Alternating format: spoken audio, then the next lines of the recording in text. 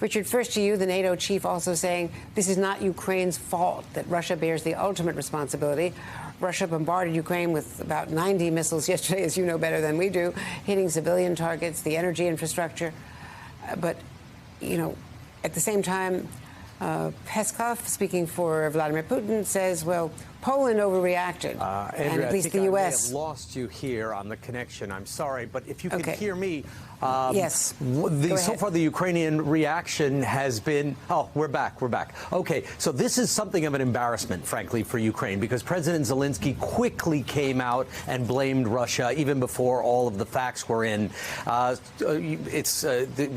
reason we're seeing NATO saying it's not Ukraine's fault is that Ukraine was only firing its air defense systems in response to a massive campaign of air attacks by Russia. In fact, what we saw yesterday was one of the biggest air campaigns by Russia since the beginning of the war. And most people here believe that this was a direct response to the loss of Kherson.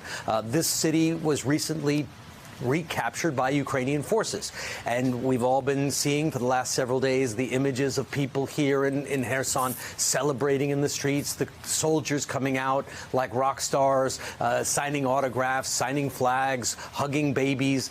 And all of these images have been broadcast back, at least via the internet, to Russia. So this has been something of a humiliation personally for Vladimir Putin. So we saw this massive response overnight, which triggered the Ukrainians to fire their air defenses, and apparently one of those air defense systems misfired and landed in Poland, killing these two people. And that's why the Secretary General of NATO said, well, it's not exactly Ukraine's fault.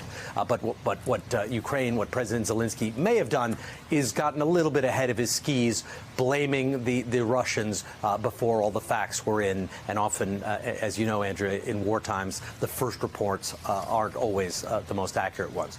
But what we're seeing generally is sort of a split strategy here. We're seeing the Russians pursuing one course of action in this war, which is a resumption of these long-range attacks targeting Ukraine's infrastructure, apparently with the goal of bringing this country to its knees.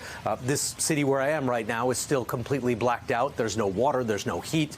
Much of the country was blacked out overnight with the idea of making the government unpopular and trying to convince Ukrainians that they've had enough and they need to rush to the negotiating table and give Russia a piece of Ukraine so the war can end. But here, even in this blacked out city, the mood is victorious. And across the country, in general, people feel very triumphant. They feel that they are winning.